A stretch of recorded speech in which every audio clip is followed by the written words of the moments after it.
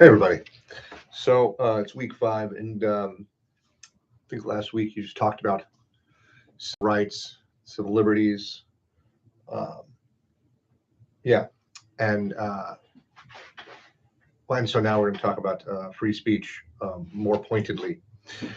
So just to rehash some of the previous things I covered, we have this distinction between negative rights, which are things the government can't do to you. The reason the government can't do certain things to you is because of your inalienable rights granted to you by whatever is out there. Your basic existence as a thinking, feeling human is why you have these inalienable rights attached to you from birth. God or whatever, it doesn't really matter. They just predate the government, is the point. Because you exist, your rights exist. And negative rights are designed to limit the government in ways that acknowledge and respect your pre-existing rights. Right? This is political theoretical fiction, right? This is stuff the founders, right? These are self-evident truths, things that they came to through logic and reason. And most of us like these ideas, although whether or not they're objectively true, I don't know about that, but I like them. So then we also have positive rights. Now, positive rights came later. Positive rights are things the government promises to you, promises to do for you. Much of civil rights law manifested as positive rights. We can make some distinctions. For example, the 13th Amendment said no more slavery. So I don't know if that's a positive or a negative right, because it's a thing the government can't do, can't allow slavery. In a way, that infringes on people's freedom to have slaves, but better that we do that. The 14th Amendment is a series of protections granting equal protection and due process. So I suppose, in a sense, that's just a reaffirmation that all people should have the laws equally applied to them as a natural right. And then 15 is no one can be denied the right to vote based on race. And 19, no one can be denied to vote based on sex. The rest of the amendments are mostly logistical in various ways. But then we get into the civil rights canon, where it's largely limitations on the freedoms of some people so that they're not mean to or oppressive to or excluding to other people, right? You can't have perfect freedom of association if you're going to use that freedom of association to exclude Black, brown, and gay people from your business, right? You can exclude people from your business when they misbehave, but you can't exclude someone from your business solely based on this thing about them, their skin color or their orientation, that they have no control over. Then oftentimes civil rights canon goes even further. And what ends up happening, this is a frustration for many libertarians, and specifically out of the old school Mises and Rothbard kind of basis of libertarian canon in the modern era, you can't have conflicting rights. Just they don't work.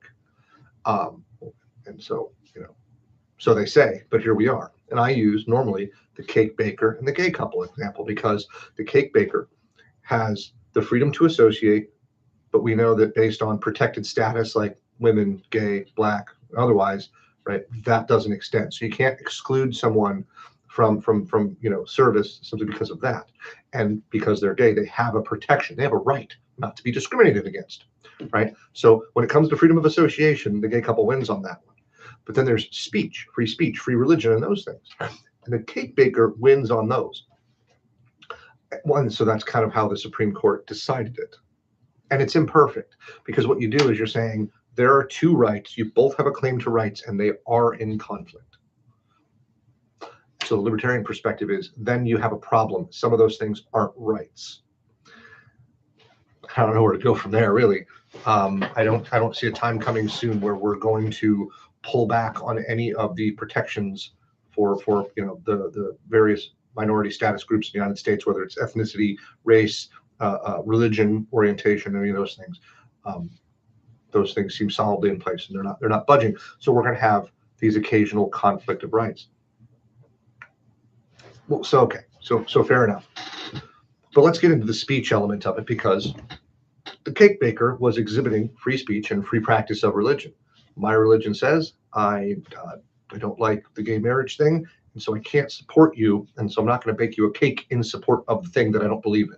And Supreme Court ultimately sided with that general concept. It's something about it's artistic and he's putting himself into the cake. And so that's the thing that breaks the connection. It was kind of a sloppy decision, honestly. So when it comes to free speech, we've got some serious problems. Free speech is a complicated, challenging topic to even control or to limit or to have in society. The idea that people can say what they think is true, but what if you have a million different people with a million different perspectives, what they think is true? Well, that gets messy, and that's the world we live in, specifically in this country. There is no other country with the kind of free speech protections the United States has, not even close. We're seeing what China, it's China, but even the UK and other places where speech and expression and freedom of religion doesn't exist, and it's being severely curtailed by government. Consider that in the last 10 or so years, elements of the far left had made arguments that for women, but also members of protected groups, smaller minorities like Black people, Hispanics, LGBT, right? These various group interests needed greater protection to the extent that we should be mindful of and even censorious of certain types of speech, but also the expression of certain ideas. This was extreme, to say the least. Majority of the country did not take well to this. Certainly the libertarians and the conservatives hated it, but even many Democrats said, oh, this seems like a step too far. Do we want to hurt people's feelings? No. Should we avoid something that is true or worth discussing because it might hurt someone's feelings?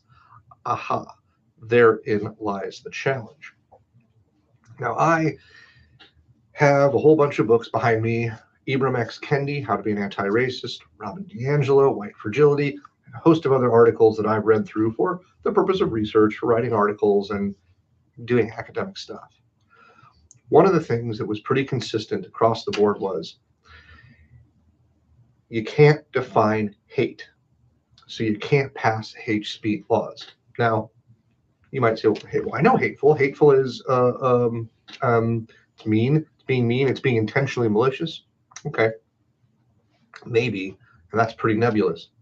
The problem is, what if you have a perspective, an honest and genuine perspective that I think is hateful, and I don't want to hear it, and I don't want it uttered, and you shouldn't talk about it in public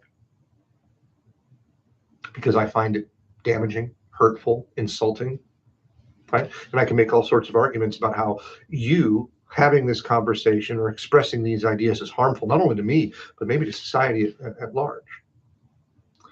And so the elements of the left that sought to control people's speech, you have to use these terms, or you can't use these terms, or you can't express these ideas, right? Because you'd be xenophobic or racist or transphobic or bigoted, right? All of those terms. That got shot down. That was up for a moment in time. They made their arguments. Society was by and large not convinced. I say that to talk about now what is happening in the modern term. This is a few years ago, not very long ago, but long enough. There's a little gap in time.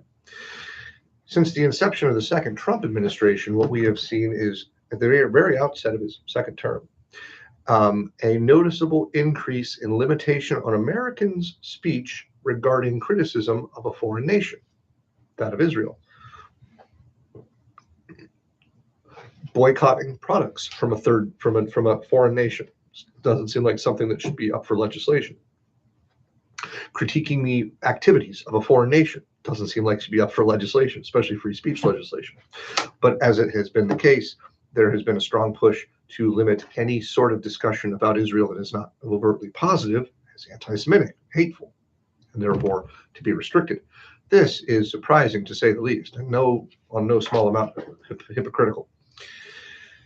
Well, moving forward, you'll remember a few weeks ago I mentioned the assassination of the political activist Charlie Kirk, and I said there would be profound repercussions for this that assassination. And one of them is that in the wake of his death, the president, the vice president, the Attorney General, and Stephen Miller. I don't know what position he holds in the administration. All four of them, several others less notable, have all said very clearly they want to use the power of government, the coercive power of government, to limit speech, certainly when it comes to what they deem to be hateful. Now, just a few years ago, all these individuals were very, very against what the left wanted to do with their hate speech, and now here they are doing the exact same thing. Yikes. And here's another good example. So there's an organization called Antifa. It's a very loose, incoherent organization that does tend to have radical leftists and oftentimes violent means. They believe things like you can use actual violence against words that you don't like because they think words are violence. It's all very silly, but nonetheless, they believe it. And so Antifa has been responsible for some bad activities. They are not a very strong or coherent group. And so it's not exactly the kind of thing you can go after with a task force as if they were some terrorist organization. Though they engage in some terrorist activity on some level. The problem is if the government says we're going to go after Antifa now because they're a terrorist organization, how do you define what Antifa is and isn't? And if those lines are blurry, all of a sudden what may be the narrow appropriate definition of who is in or out becomes broader and broader and broader and broader until, well, if you hold certain types of ideas that the government deems unsavory, maybe you could be categorized as Antifa. This is all a gross violation of free speech, to say the least. And I'm not even sure that verify or labeling Antifa as a terrorist organization isn't some form of violation of no bill of attainder out of the Constitution. We'll leave that aside. So why am I telling you all this? Why am I, the left did this and they were bad and now the right is doing this and they're bad? Because all of you, wherever you fall, most of you fall somewhere on the, in the middle of the two extremes, want to ensure that your right to free speech and free expression is preserved so that we can have complicated discussions about important things and hopefully come to either consensus or compromise instead of violence. So I urge you all to consider and resist the urge to silence your opponents, even when they have repugnant things to say. Because as the Supreme Court has time and time again ruled in almost all cases, they don't want to have a chilling effect on free speech. They don't want to have a chilling effect on political speech because it's very difficult to distinguish what is just casual speech from political speech. And so the Supreme Court determines that almost all speech could fall into the realm of political speech and therefore should not be censored or silenced. Talk again soon.